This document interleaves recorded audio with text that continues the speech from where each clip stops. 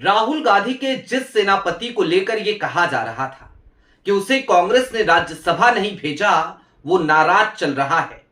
आज उसी सेनापति ने सामने आकर प्रधानमंत्री नरेंद्र मोदी की विदाई का मुहूर्त और उसके लक्षण बता दिए। इसके साथ ही साथ नीतीश कुमार ने भी भारतीय जनता पार्टी के उस खेल को पकड़ लिया और अमित शाह के सामने एक बड़ी शर्त रख दी। खबर यह भी कि आज हुई बैठक में, जो बैठक नीतीश कुमार ने ही बुलाई थी, उस बैठक में सर्वसम्मति से कुछ फैसले ले लिए गए और मसलन नीतीश कुमार के बेटे यानी कि निशांत कुमार वो अब जनता दल यूनाइटेड कल की तारीख में ज्वाइन करेंगे और उसके बाद पूरे बिहार के दौरे पर निकल जाएंगे, बिहार की एक यात्रा करेंगे।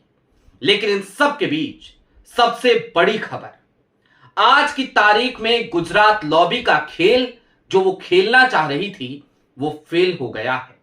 और इस खेल के फेल होने का मतलब है मोदी और शाह साहब का फेल हो जाना या फिर के लिए झोले का उठ जाना। सारी बातें जरा विस्तार से करेंगे। नमस्कार, मैं स्वप्निल और आप मुद्दा देख रहे हैं। दोस्तों, आगे बढ़े उससे पहले वही छोटी सी अपील। मुद्दा इन दिनों एक गंभीर आर्थिक संकट से जूझ रहा है। एक तरफ हमारे मेन बैंक अकाउंट बीते कई महीनों से फ्रीज चल रहे हैं, तो दूसरी तरफ हमारे 2.5 साल पुराने चैनल को हमसे लंबे समय तक छीन कर रखा गया था। ऐसे में डे टू डे ऑपरेशंस में मुद्दा को काफी मुश्किलों का सामना करना पड़ता है। लिहाजा आपसे गुजारिश है, यदि आप चाहें तो स्क्रीन पर दिख रहे क्यूआर कोड या फिर के नीचे दिख रहे यूपीआई नंबर्स के जरिए मुद्दा की छोटी छोटी मदद जरूर कीजिएगा, ताकि हमारी बेबाकी यूं ही जारी रहे, बदस्तूर बनी रहे। अब आगे बढ़ते हैं। कौन है राहुल गांधी का वो सेनापति जिसकी नाराजगी की अटकलें गोदी मीडिया लगा रही थी? ट्विटर पे गोदी मीडिया के कई पत्रकार उस सेनापति को ट्रोल करने लगे थे। हालांकि डे वन से मैंने राज्यसभा को लेकर उस व्यक्ति के बारे में आपके सामने सारे तथ्य, सारे सत्य रखे थे। आज की तारीख में आपको यह भी बता दिया था कि वो व्यक्ति कब राज्यसभा पहुंच रहा है और उसकी पूरी गारंटी है। लेकिन उसके बावजूद ट्रोल आर्मी तो ट्रोल आर्मी है। लेकिन उस तमाम ट्रोल आर्मी को आज मैं आपको जो वीडियो दिखाऊंगा उससे जवाब मिल जाएगा। राहुल गांधी के उस सेनापति का नाम है पवन खेरा। आज की तारीख में पवन खेरा ईरान एम्बेसी भी पहुंचे थे।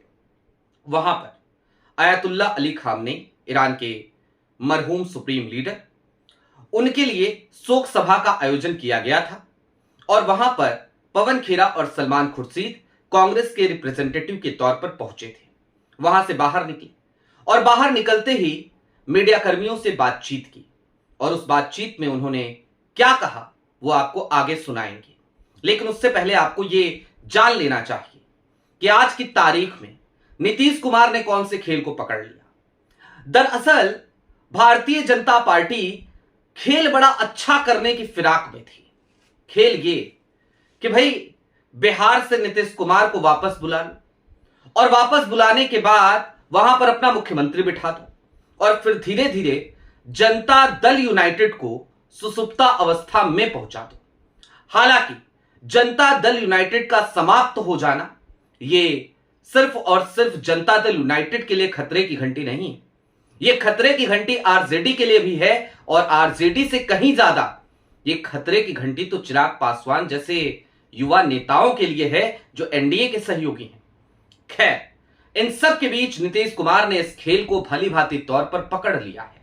हालांकि पकड़ तो पहले से ही लिया था, लेकिन क्या करें, नीतीश की अपनी मजबूरियां हैं। नीतीश को वही फॉर्मूला दिया जा रहा था, एक मुख्यमंत्री दो उप मुख्यमंत्री।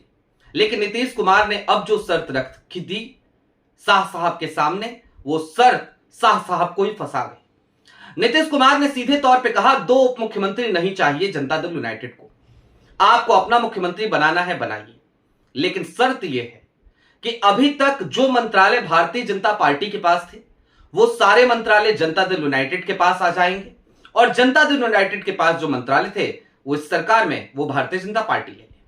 इसके साथ ही साथ सिर्फ एक उप मुख्यमंत्री का पद दीजिए, मुख्यमंत्री आप अपने पास रखिए, मुख्यमंत्री आप अपना बनाइए। कल की तारीख में निशांत कुमार, नीतीश कुमार के बेटे, वो जनता दल यूनाइटेड को ज्वाइन करेंगे। उसके बाद बिहार की यात्रा पे निकल जाएंगे। अगले उप मुख्यमंत्री बिहार के वही होंगे। मुख्यमंत्री कौन होगा ये भारतीय जनता पार्टी ही डिसाइड करेगी। लेकिन आपको पता है कि अगर भारतीय जनता पार्टी के मंत्रालय मांग रही है जनता दल यूनाइटेड, तो इसका मतलब क्या है? इसका मतलब है गृह मंत्रालय से लेकर वो तमाम बड़े बड़े मंत्रालय, स्वास्थ्य मंत्रालय, वो तमाम मंत्रालय कहां आ जाएंगे? वो तमाम मंत्रालय होंगे जनता दल यूनाइटेड के पास। भारतीय जनता पार्टी के पास कहने को तो मुख्यमंत्री का पद होगा, लेकिन उसके अलावा वो शक्ति विहीन होगी। ये शर्त अमित शाह के गले से कितनी उतरेगी अमित शाह जाने, लेकिन अब चारा तो कोई बचा नहीं है। अगर मुख्यमंत्री का पद चाहिए तो नीतीश कुमार के इस शर्त को तो मानना ही पड़ेगा। सवाल इसका भी है कि नीतीश कुमार इस्तीफा कब देंगे? तो फिलहाल तो नहीं देंगे। और क्यों नहीं देंगे? क्योंकि अभी तो बतौर राज्यसभा सांसद उनका कार्यकाल भी 10 अप्रैल से शुरू होगा। जी हां, 9 अप्रैल, अगर वो राज्यसभा का चुनाव जीत जाते हैं, 16 मार्च को जीत ही जाएंगे, उसके बाद भी वो शपथ लेंगे 10 अप्रैल को राज्यसभा सांसद के तौर पर, और तब तक वो मुख्यमंत्री पद पर बने रह सकते हैं। यानी कि अभी लंबा समय है उनके इस्तीफे में भी, 1 महीने से ज्यादा का। और नीतीश कुमार जो 10 दिन में पता नहीं क्या क्या करते हैं, वो 1 महीने में कितनी चक्कर घिन्नी घूम आएंगे भारतीय जनता पार्टी और अमित शाह को, ये वो जाने। हालांकि हमें नीतीश कुमार से कोई सहानुभूति है नहीं। जॉर्ज फर्नांडिस के उन किस्सों को जाकर के जरा देखिए, पढ़िए और याद कीजिए कि जिस जॉर्ज साहब ने नीतीश कुमार को चमकता हुआ सितारा बनाया तराश कर, उसी जॉर्ज के साथ नीतीश कुमार ने क्या किया था। कैसे उनको लोकसभा सांसद रहते हुए उनका टिकट काट दिया, और बाद में जब राज्यसभा भी भेजा तो राज्यसभा भेजते वक्त जॉर्ज के साथ खुद जाकर खड़े हुए और वहां पर नारे लगवाए जा रहे थे, नीतीश कुमार जिंदाबाद। किसी की जबान पर जॉर्ज साहब का नाम तक नहीं था। जॉर्ज साहब इतने दुखी हुए कि पटना के मौर्य होटल में उनकी स्थिति बताने वाले ये बताते हैं कि जॉर्ज साहब ने अपने कपड़े तक फाड़ लिए थे, व्यथित हो गए थे, चिल्ला रहे थे, चीख रहे थे। उनके सहयोगी उनको किसी तरह मना रहे थे और वो पूरे कमरे को तहस नहस किए बैठे थे। ये हाल हो गया था जॉर्ज साहब। तो अपने ही राजनीतिक गुरु का ये हस्य करने वाले नीतीश कुमार के प्रति भला काहे की सहानुभूति रखनी? मैं तो नहीं रखता। और आज की तारीख में मैं ये नहीं कहूंगा कि मैं निष्पक्ष हूं, बिल्कुल नहीं हूं। आज जिस तरीके से गोदी काल चल रहा है ना, मैं खुल करके संविधान के साथ, लोकतंत्र के साथ खड़ा होना चाहूंगा। और अगर मैं लोकतंत्र और संविधान के साथ खड़ा होऊंगा तो फिर भला मैं निष्पक्ष कैसे हो सकता हूं? क्योंकि आप जान सकते हैं, समझ सकते हैं कि लोकतंत्र को जब रौंदने पर ही गुजरात लॉबी आमादा हो तो फिर भला निष्पक्षता बचती कहां है। खैर, अब उससे आगे बढ़ते हैं। मैंने आपसे कहा था कि राहुल के सेनापति ने आज विदाई का मुहूर्त बता दिया, विदाई के लक्षण बता दिए। तो विदाई के लक्षण कैसे बताए, जरा वो भी सुनिए। और क्या कहा पवन खेरा ने वो सुनिए कि आखिरकार आज की तारीख में कांग्रेस को कुछ करने की जरूरत क्यों नहीं है, क्योंकि जो 2G है ना, गुजरात लॉबी, इसके खिलाफ भारतीय जनता पार्टी ही कैसे लामबंद है। सुनिए पवन खेरा क्या। ऑपरेशन धनखड़ पार्ट 2 कल हुआ, अब इनको कर लेने दीजिए। अब नरेंद्र मोदी, वो जो 2G जिनको जयराम जी कहते हैं ना, 2G के खिलाफ पूरी बीजेपी लामबंद हो रही है। हमें तो कुछ करने की जरूरत ही नहीं। अब वहां अमेरिका कर रहा है, इधर बीजेपी खुद कर रही है। सुना आपने पवन खेरा को। कुल मिलाकर 100 बात की एक बात समझिए, विनाश काले विपरीत बुद्धि। और इसी कहावत को चरितार्थ आज की तारीख में गुजरात लॉबी कर रही है, प्रधानमंत्री नरेंद्र मोदी और गृह मंत्री अमित शाह कर रहे हैं। करने कुछ और जाते हैं, हो कुछ और जाता है। अब सोचिए ना, गए तो थे बिहार में अपना मुख्यमंत्री बनवाने, लेकिन अपने सारे मंत्रालय ही लुटवा बैठे। आलम यह हो चला है कि प्रधानमंत्री नरेंद्र मोदी अपनी कुर्सी पर कितने दिन तक हैं, अब यह भी संशय का विषय बन गया है। क्योंकि उधर नायडू साहब, वो राहुल गांधी के बड़े खास मुख्यमंत्री, उनके पास अपने दिग्गजों को भेज रहे हैं। एक शादी समारोह में आंध्र प्रदेश के मुख्यमंत्री नायडू साहब के कुछ करीबी पहुंचे थे और उसके बाद रेवंत रेड्डी की गाड़ियों के काफिले के साथ ही वो तमाम लोग बाहर निकले और रेवंत रेड्डी से कुछ देर तक बातचीत हुई, मुलाकात हुई। कुछ देर मतलब लंबी देर तक, तो आप समझ सकते हैं। यानी कि समीकरण चारों तरफ से बिगड़ते जा रहे हैं और अब ये नीतीश कुमार और नायडू साहब के बैसाखी वाली सरकार, ये मोदी जी कितने दिन तक चला पाएंगे या ये बैसाखियां कितने दिन तक मोदी जी का बोझ ढोएंगी, आज एक बड़ा सवाल है। क्योंकि जनता दल यूनाइटेड की आज की जो बैठक हुई, इसमें तमाम विधायकों ने खुल करके नीतीश कुमार के सामने अपना दुख और कुछ ने अपना रोष प्रकट किया। कहा कि आप हमारे गार्जियन थे, आप मुख्यमंत्री थे, आपके चेहरे पर चुनाव लड़ा था और आप यूं छोड़कर जा रहे हैं।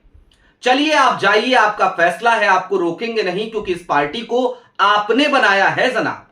लेकिन हां, यह विश्वासघात है और यह विश्वासघात सिर्फ हमारे साथ नहीं है, यह विश्वासघात बिहार की जनता के साथ है। जरा सोचिए, जनता दल यूनाइटेड की बैठक में अगर तमाम विधायक ये बात कर रहे हो तो फिर इसे किस तरीके से देखा जाए। अब रही बात नीतीश कुमार की, चलते चलते एक बात और समझिए। नीतीश कुमार मुख्यमंत्री के पद से इस्तीफा 10 अप्रैल तक तो नहीं देंगे, ये तो कंफर्म है। इस्तीफा देंगे ये भी कंफर्म है, लेकिन कहां से देंगे अब ये भी एक बड़ा यक्ष प्रश्न बन गया है।